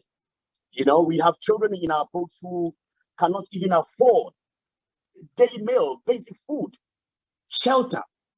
And we have people who have the knowledge, the expertise, the skills, and these children are suffering, you know. So I don't believe that we don't have the money or the resources. Ghana, we have it. It is just mismanagement and not prioritizing these children. You know, they should be at the center of our focus. You know, we should all try as much as possible to help them. Now, we talk about assessment. If you assess a child who has got special needs, where are the educational institutions? Do we have the special needs schools to place them? You know, these are things that I believe that the government should focus on. And hopefully we'll be able to support these children. Children who have got disabilities, have not got wheelchairs, you know, traveling on the ground. Can you land? I'm landing, Kofi. Can you land for that because of the time? Kofi, I'm landing. Slow landing. Thank you. Thank you very much, Ebenezer, for your contribution. Thank you. Maria, I understand Maria is there as well. I think there's someone called Barbara. Barbara S. Yeah, Barbara, you want to? Yes. We're giving you 2 minutes, please. No, that's fine. I think this has been quite a good program and quite extensive. I'm a social worker, but I deal with adults and not children. But I've had some lengthy experience in the social work industries in Ghana, where I worked with Paul for some time, and also there was a particular project that I was a party to through the Palladium, through Ghana Health Service. So in terms of us saying about resource availability, and Joyce also said that if you find a family who has disability, then tell them to go to the local center and ask for the benefits. Have we also looked at it from the point of view that as a professional, if you identify a family who has a need, you bring them to the attention of the assembly members so that they can look and assess the family, because they may not have the right route to do it. And it's the same way we do it here. We do have families who are falling through the net in the UK because nobody, or they haven't come to the attention of social services. So the same thing is reflective in Ghana. We were also talking about child pregnancy and whether there's anybody available to give them advice. Ghana Health Service is the first place you go to the hospital. One of the projects I was involved in was in setting what we call the youth corners in Kumasi and the Ashanti region. The aim of that through Palladium, which was a British organization funding, was actually for the young people to go there, get advice. The staff attached to the community or in that corner visited local schools. They engaged with the secondary schools, they engaged with the primary schools, and have regular chats with them, regular sessions with them, where they bring advice and information to the young people. And when you happen to come to hospital, they do that. Of course, one of our problems was the attitude of even the nursing staff, but it's an entrenched behavior where a child is seen and not heard. So the training going ahead in there was encouraging them to be able to engage better with young people. So there's some of the resources are available. It's just actually knowing where and how to access. So I think if it is that a professional like Joyce comes across a family who has a need, or as Paul said, a child in Jamestown who is 13, take them to the community hospital, get advice, because if you as a professional, yeah. Thank you very much. John Kakari, I understand you are also there. John Kakari. Linda, is John there? Yeah, he is. His hands was up. Yeah, he's there. I don't know why he's not speaking. Hello. Yeah. Can you hear me? Yes, John. We can give you 2 minutes. Mine will be a minute, actually, just a minute.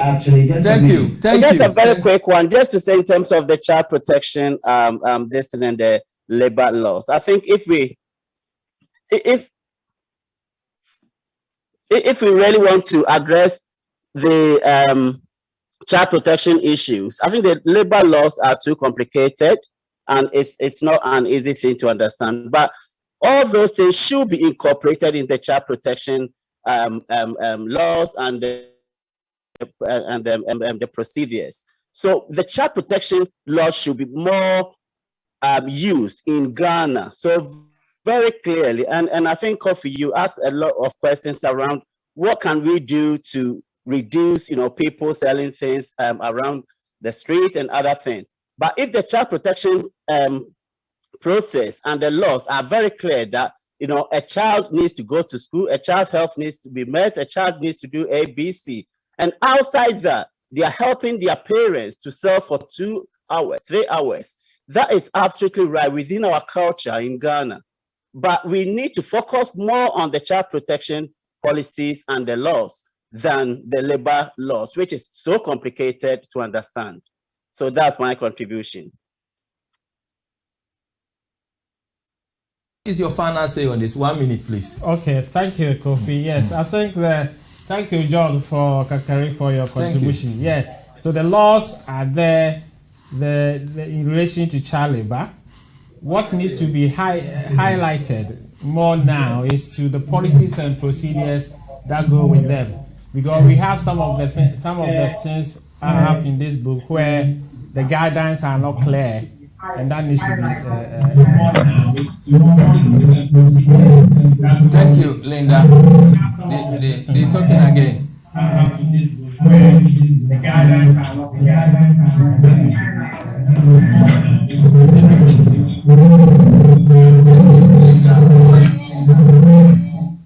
Yeah, thank you, Linda. All right, so the guidelines have to spell out. Why am I exactly being blamed? I didn't touch anything.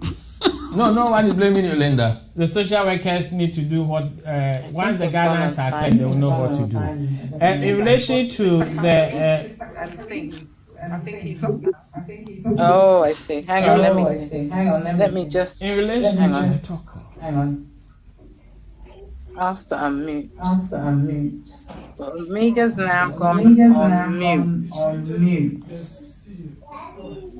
You muted the studio. Just bear with me, but I think we're just coming out. That's the Yeah, okay. Okay. So I was talking about that the laws are clear. It's just that we need a guidelines, the policies and guidelines to help the social workers to carry out their roles and take their responsibility. 2, The doctor talked about the curriculum, and this is just a comment. I mean, some of your products are doing very well in the United Kingdom. Nevertheless, some of them also came here that struggle a lot. I know Dr. Dujo did research about Ghanaian social workers working in the United Kingdom. So if your curriculum could incorporate, you stand to be corrected anyway, if your curriculum could incorporate some of the international things that we do, so that when they come here, for instance, the South Africans. Your 1 minute is going. Just now, land. Yeah. Can you land, please? South Africans have the structure. When they come, they fit in very well. In relation to the data for the children, I think it should be just right from the birth.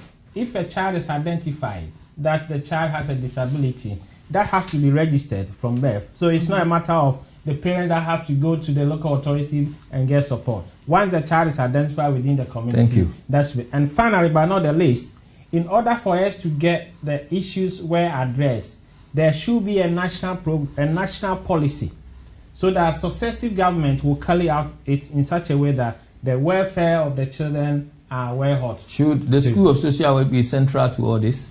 Why not? Because they are the producers of the social workers. Thank you. And finally, but not the least, is that the government, when the recommendations are made, they should look into it, because in the United Kingdom, they use recommendations for research that help them, and all their laws are underpinned by the We will research. talk about it next week. Okay. Yeah. Thank you, Beatrice. Okay, now mine is, I don't know whether it's going to be short, but you've taken up my time.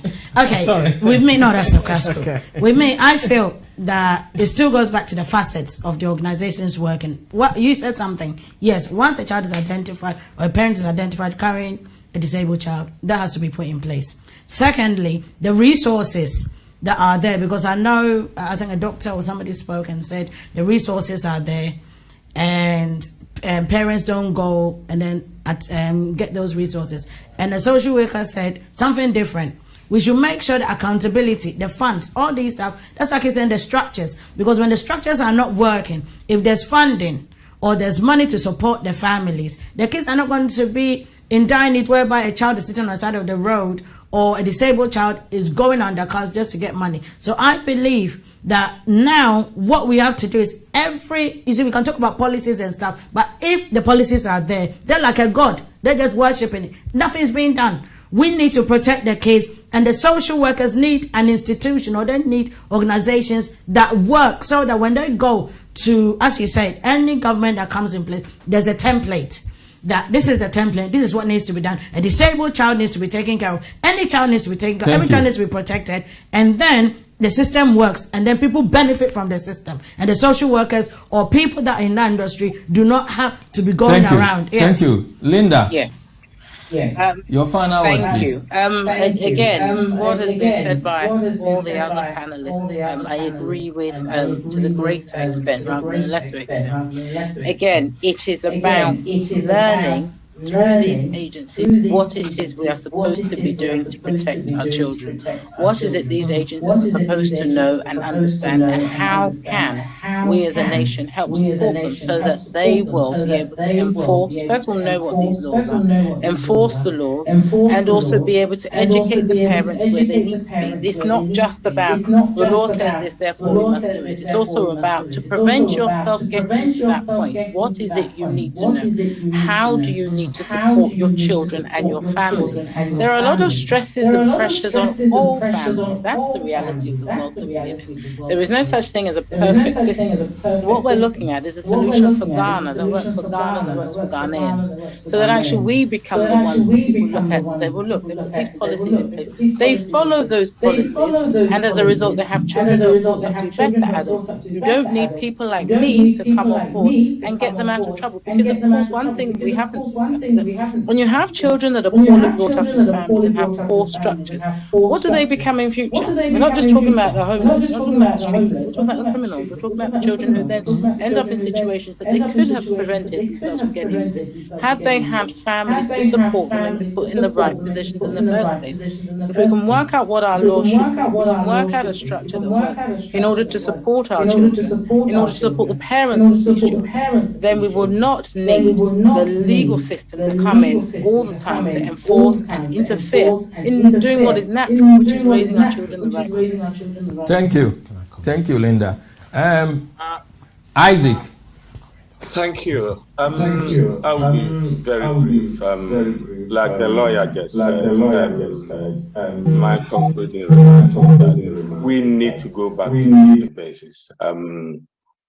Do people really know what constitutes child abuse? Do they know various forms of abuse? I'm talking about neglect, physical abuse, emotional abuse, sexual abuse.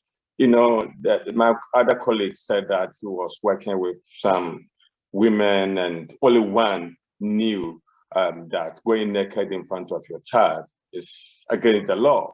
So clearly they don't even know this type of sexual abuse. So in such instance, a mother, sorry? That is the point. So really, some parents or some family members or people abuse their children unknowingly, you know. So for me, let's go to basics. Let's educate ourselves so that we know all those forms of abuse and what constitutes abuse. If you're able to do that, a lot of people who abuse their children unknowingly will refrain from doing that. Then we will have a smaller, you know, fraction of the people to deal with. Okay.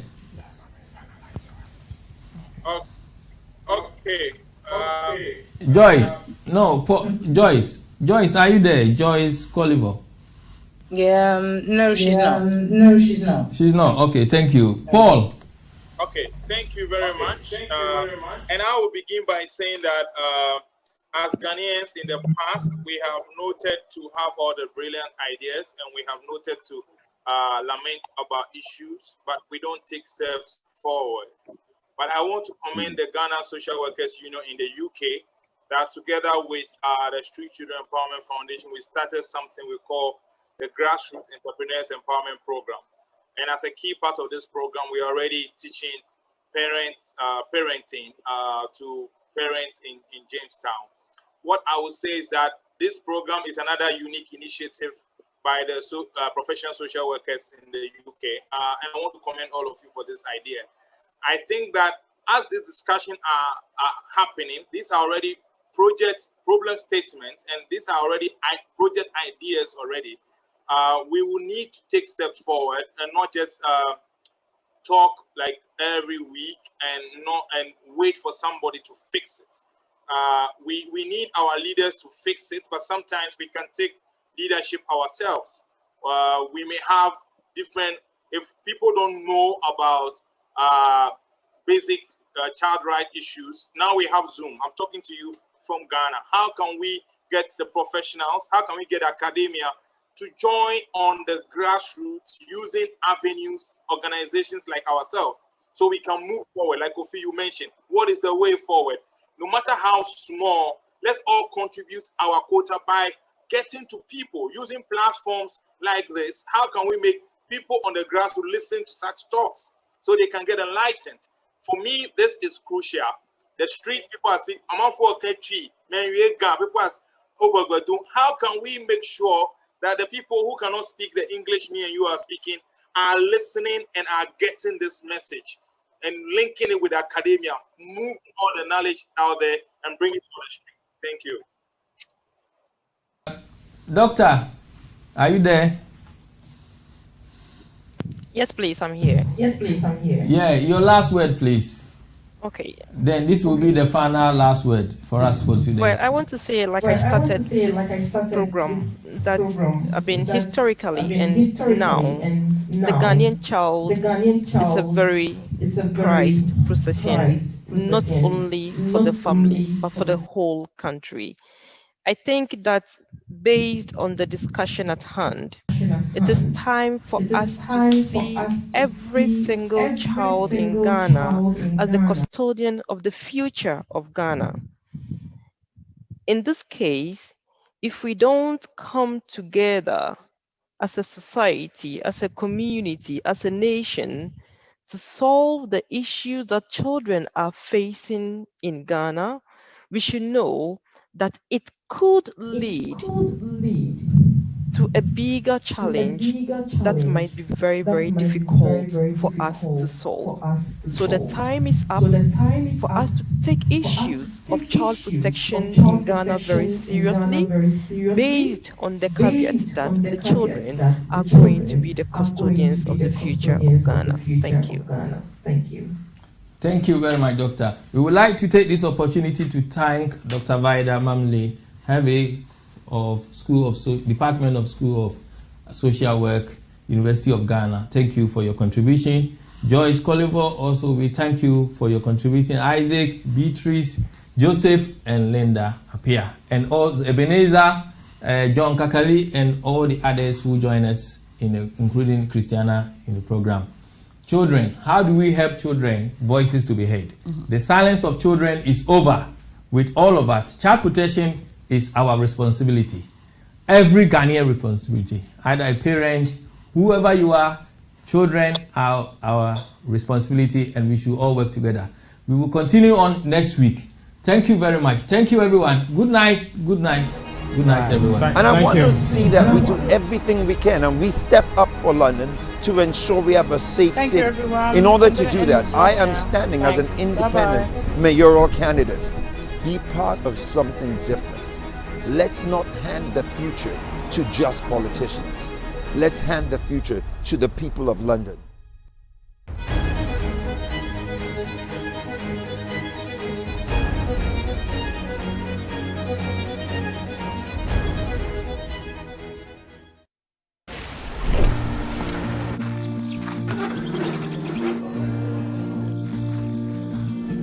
At World Remit, we understand what the journey is about. How it can sometimes take a little distance to bring us a little closer together. With ways to save more when you send more, World Remit is here for you, so you can be there for them.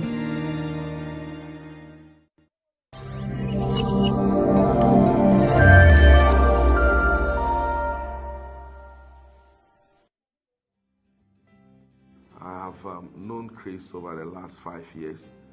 He was my personal assistant some years ago. What I can say about Chris is he's very hardworking. He's meticulous, very detail-minded. He likes to think outside the box. You leave a work to Chris and you are sure you'll come back to meet your best. And we were working together nicely before he had this intention of starting his own business. He discussed it with me and I endorsed it and I let him go. And ever since I've been working with him, I disposed a couple of properties. I did it through him, and that was done in a record time.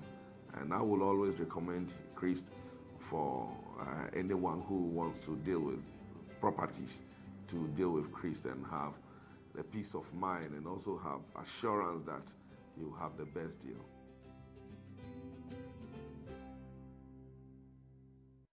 Christian is a hard-working, focused young man who will go all lengths to achieve results. We have worked with him for some time now, and we will recommend him to anyone who wants to buy a land. If you want your valuations done on your land, he's the best man. If you need land title documents done for your company, I will recommend him to be the right person to do so. In the near future, if I want to buy a land again, I will go for Christian, and I recommend you to do same.